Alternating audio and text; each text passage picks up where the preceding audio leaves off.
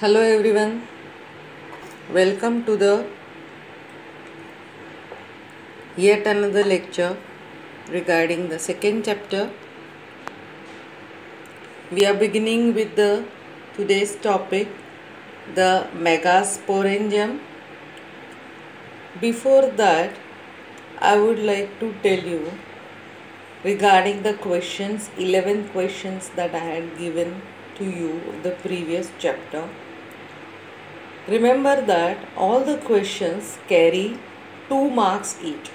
According to the board pattern, only 2 marks questions will be asked from the first chapter.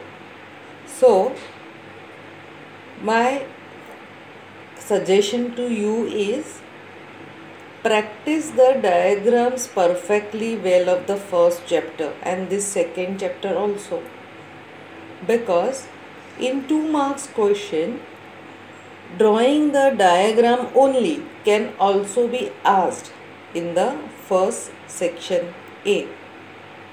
So, the diagrams are to be practiced, neat and clean diagrams, correct? So, let us begin.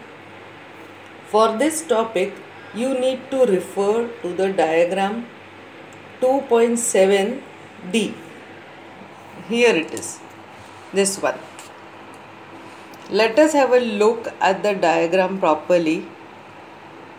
See, this, as we are having this side pole and the another pole, both are having a special name.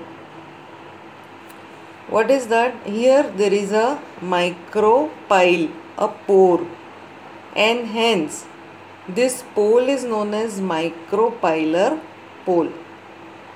Wherever there is the other opposite end, that is known as the chalazal pole. Here, this is the funicle. This funicle is attached inside part of the flower. This is the helium. This pore is the micropyle.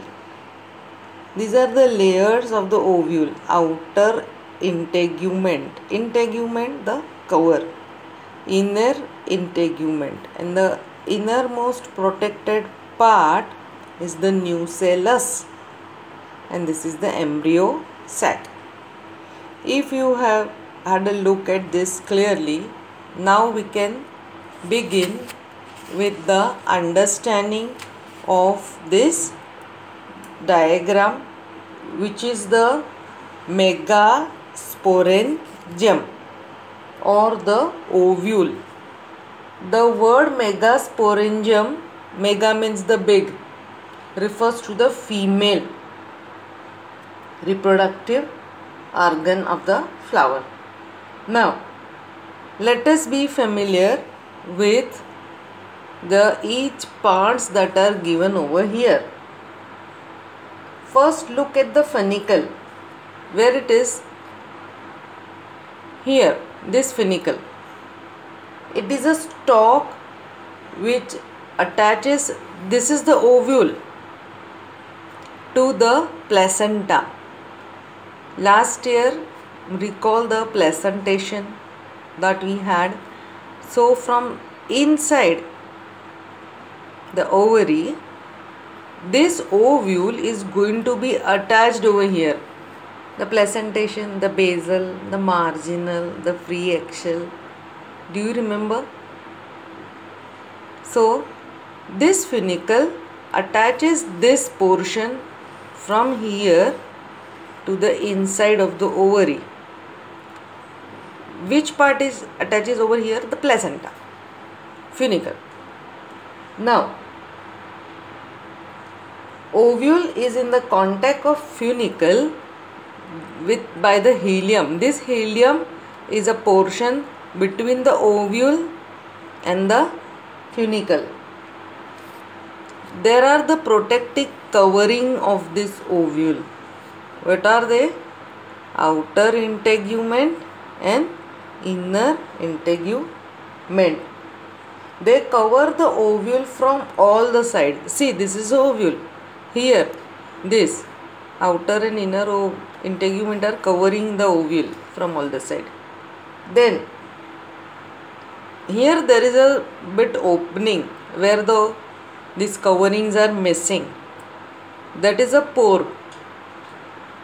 This pore is called micropyle. So, this is a micropyle pole and the opposite side is the chalazal pore. Now,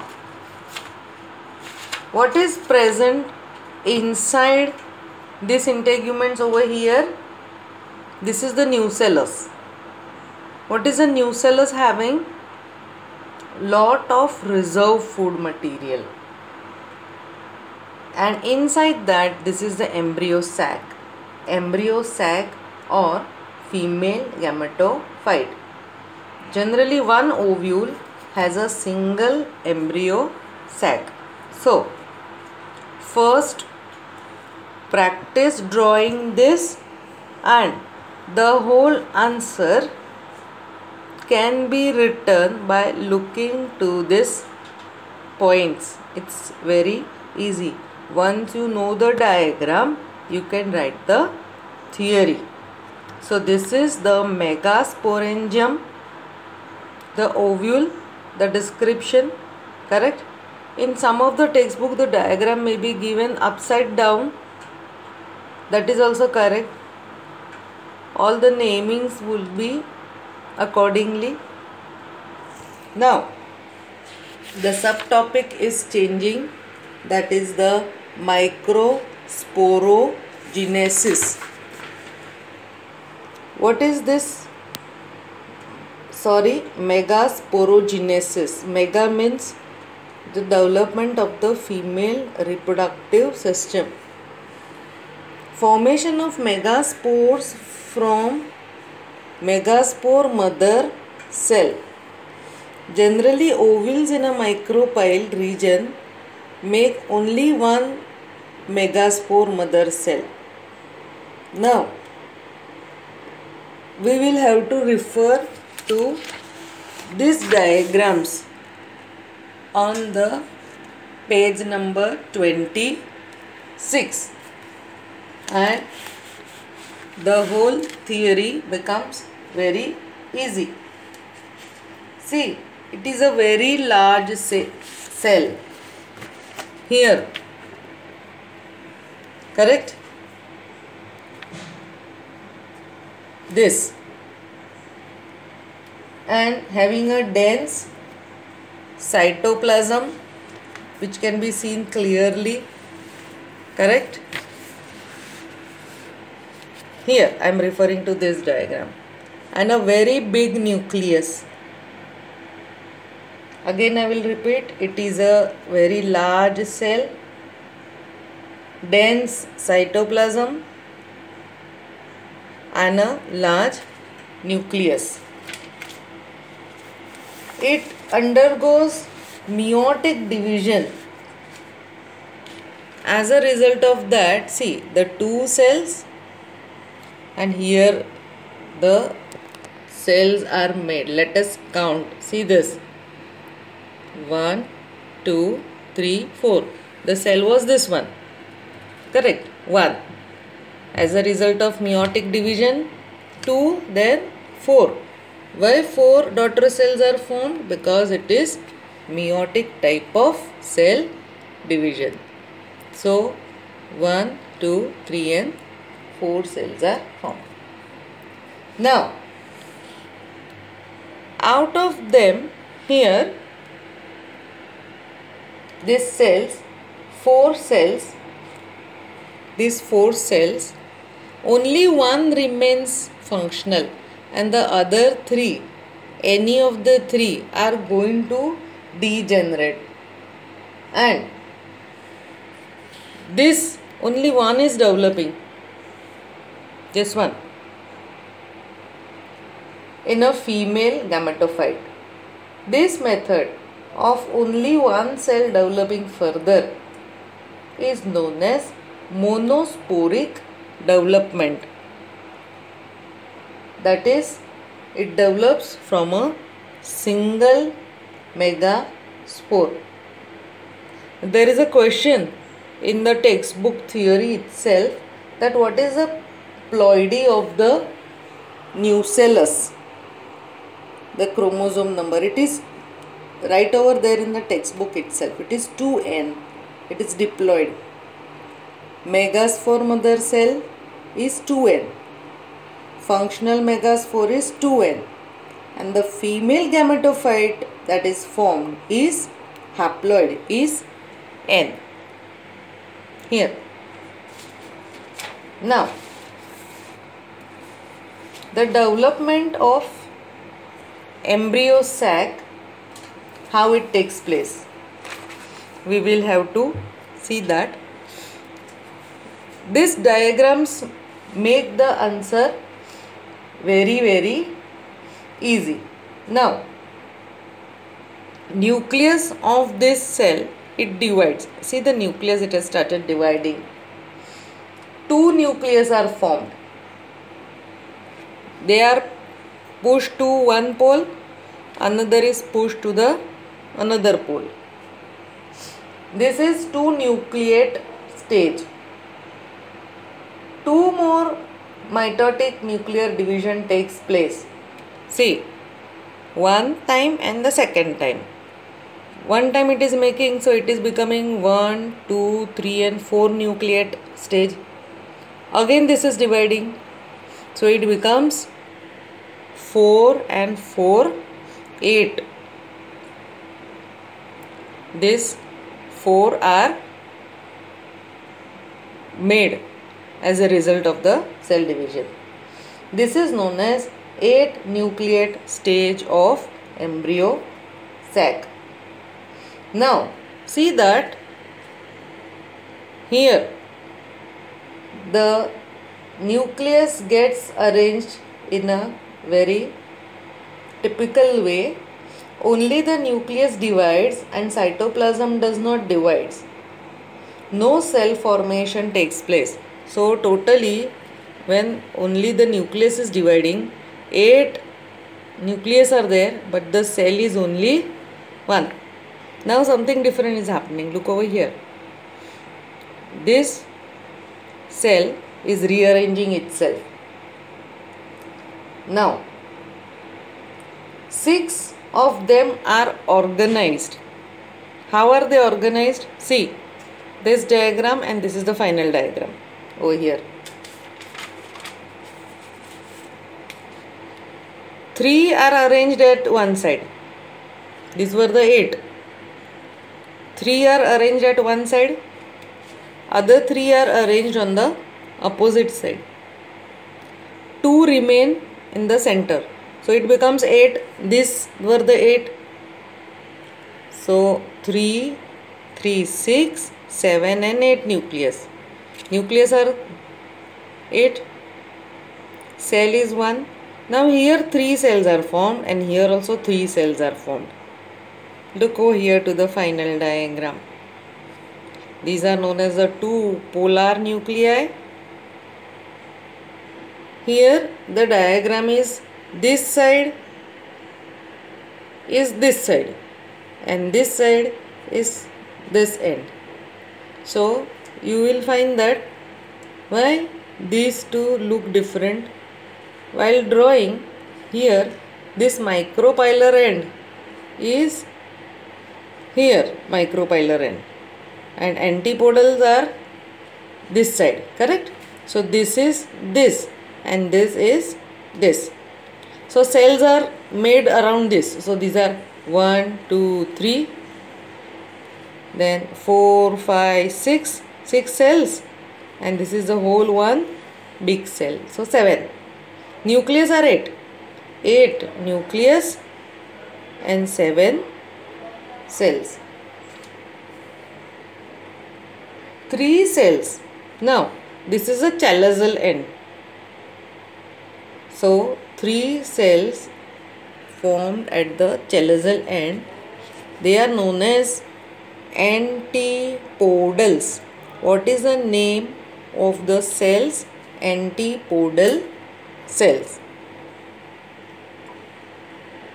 The two nucleus in this center remain like that, the central cell. So in the whole cell, these are the two nucleus in the center, central cell.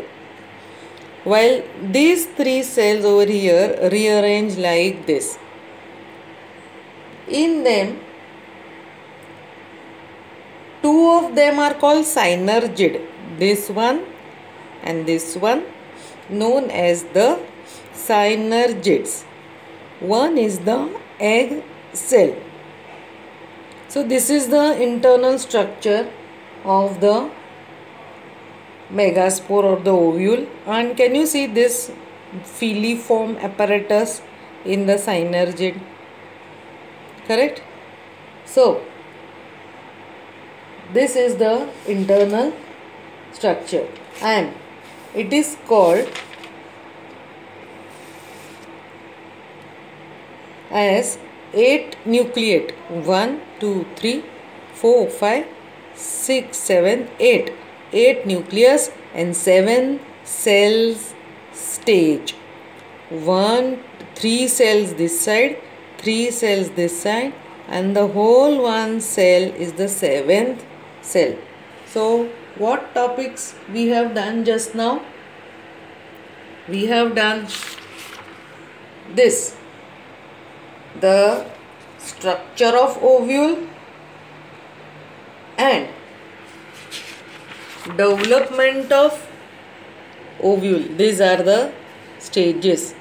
So this is the development of ovule that we have done. Now the topic is going to change.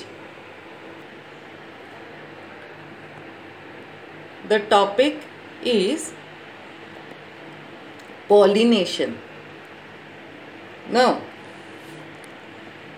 the main topics that we had seen up till now are the formation of male gametophyte, formation of female gametophyte. Where are the male produced? In pollen grain, in the stamens. Correct? In the anther. And female gametophyte are produced in the embryo sac. So male and female are produced and both the sex cells cannot move. How they will meet then?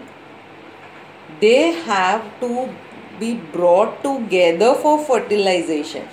Only then the young one will be formed. So if we compare with the humans, these are the sperms that are made in the male. These are the egg cells which are made in the female. They have to meet somewhere, and that is the process of fertilization. How it will be done? It is done by pollination. These pollen grains have to fall on the female part. That is known as pollination. So this is the explanation, the definition of pollination, trying to understand the topic pollination. What is pollination? Transfer of pollen grains from male to the stigma of the female is known as pollination. And why pollination is necessary? Because by this way the male and the female will meet. Transfer of pollen grains from anther to the stigma of a pistil is called pollination. Plants have adapted a variety of ways to do the pollination. Such a large plant kingdom, you will have a lot of variety. How do pollination occurs? They make use of external agents. Something is helping them. Some are living, that is biotic agent, some are non-living abiotic agents. So there are the agents of pollination. See, which are they? Air, water. These are non-living, abiotic. Insect, birds are biotic. Now, these are the agents of pollination, but now we want to concentrate on like how these pollens are transferred from one to another, involving the flowers and the plants. Is it the same plant or the different plant? Have you understood the point of comparison? Now, the first one, autogamy, which is that autogamy, fertilization. Auto means cell. See, this is the plant. This is a flower. The male is inside this flower, female is inside this flower. So this is the plant. This is one plant. It is having a flower which is having both male and female inside it. So I hope you understand the point of importance that I want to draw your attention to. Here pollination takes place in the same flower. See, the same flower. Pollen grains and stigma belong to the same flower. In your book it is diagram 2.9a. This one. Now, in such flowers, pollens are released and stigma becomes receptive at the same time. So this is giving out the pollens, this is taking the pollens. So that is happening at a time. What is another necessity? Anthers and stigma are close to each other. So here itself, so easily the pollens can fall on the stigma. So this is autogamy. Some plants like Viola, Oxalis and Commelina produce two types of flowers. See, when the examples are given like this in your textbook, you have to remember this, the examples. Now, what type of two flowers are made? Chasmogamous flowers with exposed anthers and stigma, so that these two are coming out of the flower is opening, blooming, and clistogamous which do not open at all. So page is 28, figure is 2.9. The C. Look over there. Anthers and stigma lie close to one another. But the thing is, it is one and the same flower. But the only thing is the flower is not opening. Here the flower is opening. Male and female anthers and stigma can be seen. Here the flower is closing. Male and female are inside that flower. Stigma and anther are close to one another. But again it is autogamy, because autogamy, as the male and female belong to the same flower on the same plant. Get this definition very clear. Anther dehisces, it bursts open in the flower bud when the flower is closed. Pollen grains come in contact of the stigma and pollination is done. What is happening in this type of pollination? There is no cross pollination. Cross pollination means the flower is not changing. It is one and the same flower. What is the advantage of clistogamous? That is the closed flower. It remains in the bud condition only. Survival rate is higher as flowers do not open up and pollination definitely takes place. But what is the disadvantage of this method? There is no chance of variation. If flower is changing, you are having a like way in which new combination of chromosome occurs and variation takes place. Now, first one was autogamy, second is geitonogamy, and it will be xenogamy. Now, what is the difference in this? See this. This is one plant. These are the flowers on the same plant. One is having male flower and another is the female flower. But is the plant changing?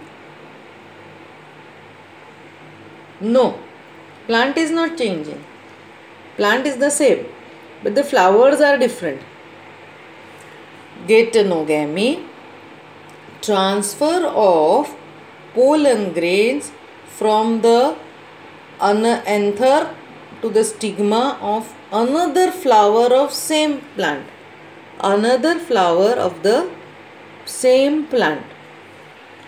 This is cross pollination and it needs pollinating agent. See, even if the male flowers are on the upper side of the plant, female flowers are on the down side of the plant. When the wind is shaking this flower, the wind is helping that they are sprinkled on the stigma of the flowers which are on the below side of the plant. So here agent of pollination is wind. It is like autogamy also, as the pollen grains come from the same plant. The plant is not changing, see. So the genetical makeup does not change. There will be genetical similarity in the newly formed seeds. When the seeds are formed by this female, they will be having the same genetic makeup of this plant because the flowers are found on the one in the same plant. So this is geitonogamy. Then one more variety of pollination is the xenogamy. Transfer of pollen grains from flower of one plant to the stigma of flower of another plant. The plant is changing. This is a type of pollination which brings genetically different pollen grains to the stigma. See over here, it is such a different thing. These are the plant A and plant B. And over here, this is the male flower, and this is the, there is also type in this. This will be the male flower, this will be the female flower. So the pollen from here is going to the pollen of this. So the plant can be different like this totally. This is xenogamy. Another is, see, look over here. This is one plant A. This is another plant B. This flower may be having male and female both. So pollen from here will fall over here. This is also xenogamy because plant is this and plant is another one. This is also xenogamy. This is one plant, this, when the plant is completely different. But in this, the flowers or whole plant over here, all are male. There will be other flowers over here also, but all are male flowers. So whole plant is male. Here, female flowers found only in this plant. So whole plant is female. In this case, male and female plants have to be planted nearby if pollination has to occur. This is also xenogamy when the plant is different. But here is this, when the wind is coming or the insect, the pollen from here are going to the flower of the another one. I mean to say is the flowers would be unisexual also or bisexual also. But the plant has to be different in xenogamy. enogamy. So here the topic of pollination is done, that is how it is going to take place in three variety: autogamy, geitonogamy and xenogamy. First we had done what is pollination, and then what type of pollinations are there. Here it would be now the subtopics changing, that is agents of pollination. What do you mean by that? Who is helping in pollination to occur? How the pollens are taken from one flower to another. What is helping the pollens? Wind, water. Wind is abiotic, water is abiotic. Animals are living, that is abiotic. Most of the plants use biotic, that is animals, for pollination. Small portion of plants use abiotic, that is wind and water, for pollination. In wind and water as agents of pollination, pollen grains coming in contact of stigma is a matter of chance, because there is an uncertainty. Lot of pollen grains are produced by the flowers. More number of pollen grains would be falling here and there, and the ovules are few. Let me make a very rough comparison with this with the human sperms. Children, see, human sperms are millions, while ovums are only 12 in a year, isn't it? Meeting of sperm and ovum is a matter of chance, and hence sperms are in large number. So likewise, the pollens which are made in the plants are also in a large number. We are going to continue this topic, and we are going to see the characteristic that how plants which are having wind and water as a method of pollination, what is the speciality